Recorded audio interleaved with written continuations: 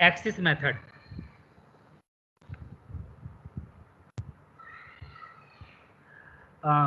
The axis method determines when someone is able to send a message. These timing rules are based on the environment. If two pupils talk at the same time, a collision of informations occur. अगर दोनों लोग एक साथ ही बात करने लगे और सुनने वाले लोग भी हैं तो बड़ी दिक्कत होगी। अगर दो स्टूडेंट मुझसे एक साथ क्वेश्चन पूछने लगे तो ये पॉसिबल नहीं है, क्योंकि इससे पहले हमने पढ़ा रूल ऑफ एंगेजमेंट, और रूल ऑफ एंगेजमेंट ये कहता है कि अगर विक्रम ने अपनी बात पूरी कर ली है तो देन फिर क्षितिज अपनी बात करे। तो for examples, you might be able to speak whenever you have something to say. In this environment a person must wait until no one else is talking before speaking. Host on a network need an access method to know when to begin sending message and how to respond when error occurs. अगर कोई भी error उत्पन्न होती है तो उन्हें ये पता होना चाहिए कि अब ऐसे में क्या करना है। फ्लो कंट्रोल, जो मैं बात कर रहा था कि एरर कंट्रोल और फ्लो कंट्रोल, इसमें ट्रांसपोर्ट लेयर भी काम करता है और डेटा लिंक लेयर भी काम करता है। लेकिन ट्रांसपोर्ट लेयर के केस में क्या है, वहाँ एंड टू एंड डिलीवरी है, जो कि डेटा लिंक लेयर में नहीं है। तो timing also affect how much information can be sent and the speed in which it can be delivered. देखिए, चूंकि डिवाइसेस कई तरह की हैं, कुछ डिजिटल डिवाइस हैं, कुछ इलेक्ट्रोमैकेनिकल डिवाइस हैं, कुछ इलेक्ट्रोमैग्नेटिक डिवाइस हैं, तो सबकी स्पीड अलग अलग होती है, और इसी स्पीड को कंट्रोल करने के लिए हम लोग बफरिंग का यूज करते हैं। तो इसमें आपको ये भी ध्यान रखना है कि फ्लो कंट्रोल किस तरह का हो, कितना तेज हो, उसकी स्पीड क्या हो। If one person speaks too quickly, it is difficult for the other persons to hear and understand the message. अब जैसे कि आप एक बच्चे से बात करते हैं, सेकंड क्लास के बच्चे से, थर्ड क्लास के बच्चे से, तो आप उस तरह से बात नहीं कर सकते जैसा आप 10th क्लास के बच्चे से कर रहे हैं। ठीक है, तो वो क्या है कि ये लेवल ऑफ सिग्निफिकेंस होना चाहिए कि आपको फिजिकल लेयर पे कैसे वर्क करना है, डेटा लिंक लेयर पर कैसे वर्क करना है, ट्रांसपोर्ट लेयर पर कैसे वर्क करना है। तो इसका क्या है, ये सब आता है फ्लो कंट्रोल के अंदर। The receiving person must ask the sender to slow down, अगर आपका सेंडर बहुत क्विकली है। In network communication a sending host can transmit message at a faster rate than the destination host can receive and process. Source and destination host use flow control to negotiate correct timing for successful communication. I think इसमें कोई question हो तो यहाँ तक पूछ लीजिए। Next है response time out.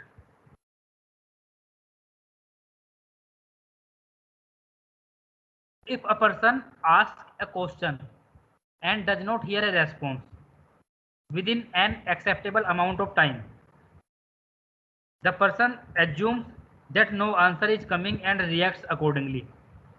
जैसे कि मैंने किया अभी, मैंने आपसे पूछा कि कोई एनी क्वेश्चन, अगर 30 सेकंड के अंदर कोई जवाब नहीं आया, 15 सेकंड के अंदर, तो मैं मान लेता हूँ कि सब ठीक चल रहा है, तो फिर मैं अपने अकॉर्डिंग रिएक्ट करूँगा। The person might repeat the question और might go on with the conversation. Host on the network also have rules that specify how long to wait for response and what actions to take if a response time out occurs. Message delivery option, ये बहुत important है। Sir ये last point, sir ये last point समझ नहीं आया sir. कौन से वाला? लास्ट सर, ये host on the network.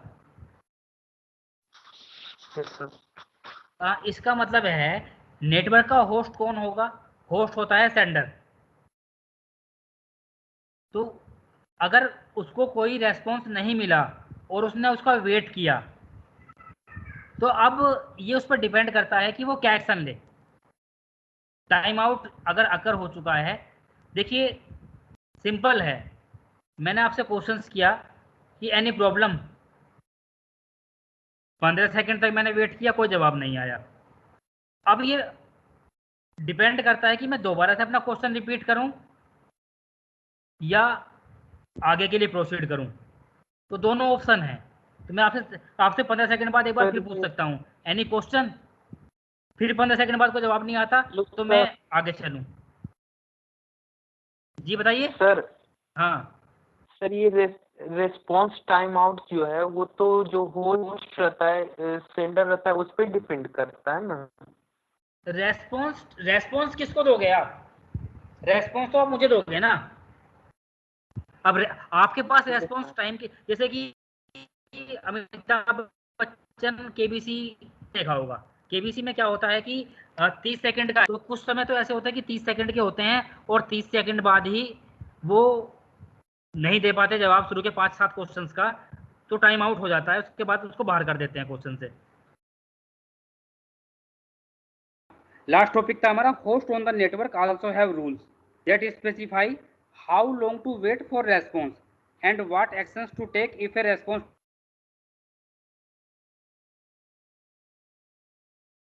I am asking a questions to you and I ask and you have any doubt. If I receive no answer from your side and I wait for 15 seconds, 30 seconds and you give no response, that means response timeout occurs and I will proceed for next slide. Clear? And Yes sir. okay, and this is message delivery options. There are 3 options here: unicast, multicast, and broadcast. Uh, a message might need to be best delivered in different ways. Sometimes a person wants to communicate information to a single individual. If अगर single individual की बात हो रही है, that means unicast. At other times, the person might need to send information to a group of pupils. That means जैसे WhatsApp में आप एक ग्रुप बना लेते हैं और एक ही मैसेज आप कई लोगों को भेजना चाहें एट द सेम टाइम, और even to all people in the same area. Next है a conversation between 2 people is an examples of a 1-to-1 delivery, जिसको हमने पॉइंट टू पॉइंट कहा था, और 1-to-1 मैपिंग डिस्क्रीट मैथमेटिक्स में भी आपने पढ़ा होगा। When a group of recipients needs to receive the same message simultaneously, a 1-to-many और 1-to-all message delivery is necessary. यहाँ बात हो रही है यूनिकास्ट, मल्टीकास्ट एंड ब्रॉडकास्ट की। तो there are also times when the sender of a message needs to be sure that the message is delivered successfully to the destination. In these cases it is necessary for the recipient to return an acknowledgement to the sender. ये very मतलब ये बहुत must है कि acknowledgement होना चाहिए, क्योंकि अगर एक्नॉलेजमेंट नहीं होगा आप ये पता नहीं लगा पाएंगे कि आपका मैसेज वो सही से पहुंचा है या सही जगह पहुंचा है कि नहीं पहुंचा है। जैसा कि आपको व्हाट्सएप का एग्जांपल भी दिया गया, if no acknowledgement is required the delivery option is refer to as unacknowledged. ये नोट कर लीजिए आप, ये 3 पॉइंट नोट कर लीजिए। इसमें 3 क्वेश्चंस बन सकते हैं, बल्कि 5 क्वेश्चन बन सकते हैं यहाँ से। What is unicast, what is multicast, what is broadcast, या differentiate between unicast, multicast and broadcast. तो ये एक नंबर में भी क्वेश्चन बन सकते हैं और 5 नंबर में भी ये क्वेश्चन बन सकता है।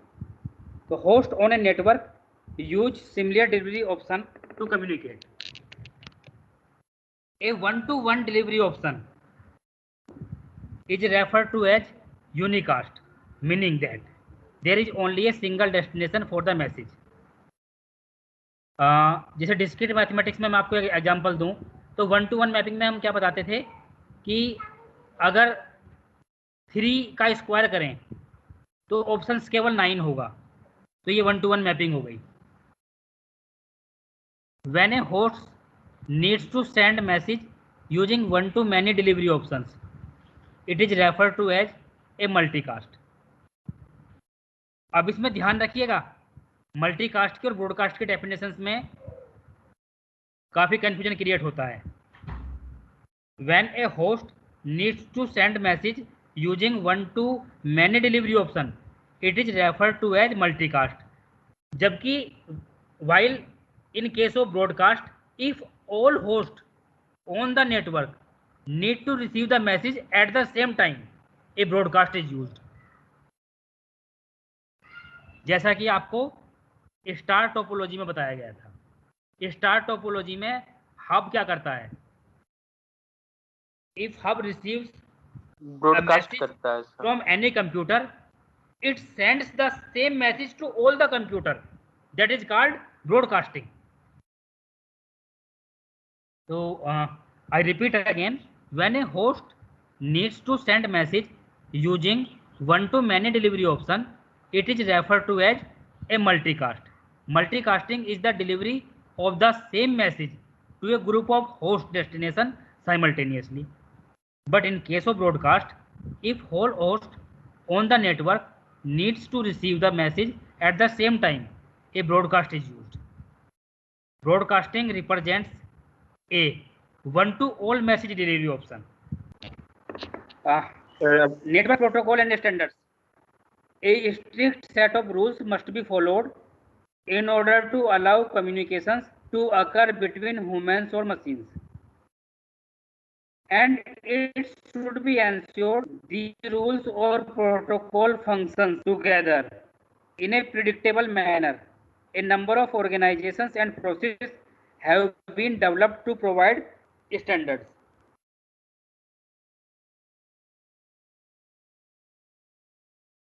At the human level, some communications rules are formal and others are simply understood based on custom and practice।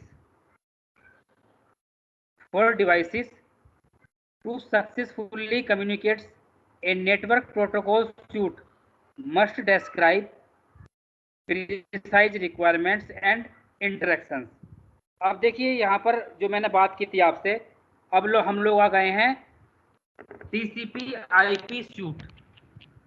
यहाँ सूट को लिखा है, इसको ध्यान से पढ़िएगा, सेकंड बुलेट पर जो पॉइंट लिखा हुआ है, for devices to successfully communicate a network protocol suite must describe precise requirements and interaction. यह सूट से मतलब है, जब हम कोई सूट पहनते हैं तो उसमें पैंट भी होती है, ऊपर कोट होता है, तब जाके वो सूट बनता है। तो ऐसे ही जो टीसीपी आईपी सूट है उसके अंदर कलेक्शन ऑफ लेयर्स हैं, जिसमें network access layer, IP layer, transport layer and application layer. तो उसको बोला गया है नेटवर्क प्रोटोकॉल सूट या टीसीपी आईपी सूट, जिसको हम आगे पढ़ेंगे।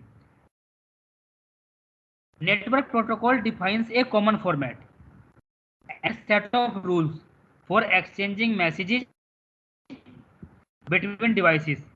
Some common protocols are IP Internet Protocol, HTTP Hypertext Transfer Protocol, जो कि आपका एप्लीकेशन लेयर पर होता है। जब भी आप इंटरनेट पर कोई मैसेज भेजते हो तब यही प्रोटोकॉल काम करता है। और लास्ट है DHCP, dynamic host configuration protocol. इसका काम होता है कि IP एड्रेस होते हैं उसको प्रोवाइड करना। प्रोटोकॉल क्या है, ये हम कई बार डिस्कस कर चुके हैं। Set of rules, just like in human communication, the various network and computer protocol must be able to interact and work together for network communications to be successful. A group of interrelated protocol necessary to perform a communication function is called a protocol suite. क्योंकि किसी एक protocol से हम काम नहीं कर सकते, तो हमें क्या चाहिए, group of inter related protocol. Inter related इसलिए बोला है कि ये सब आपस में कम्युनिकेशन कर सकें। Protocol suites are implemented by host and networking devices in software, hardware और both.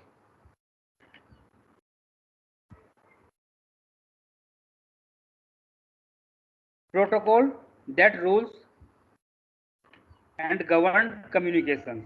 One of the best ways to visualize how the protocols within a suite interact is to view the interaction as a stack.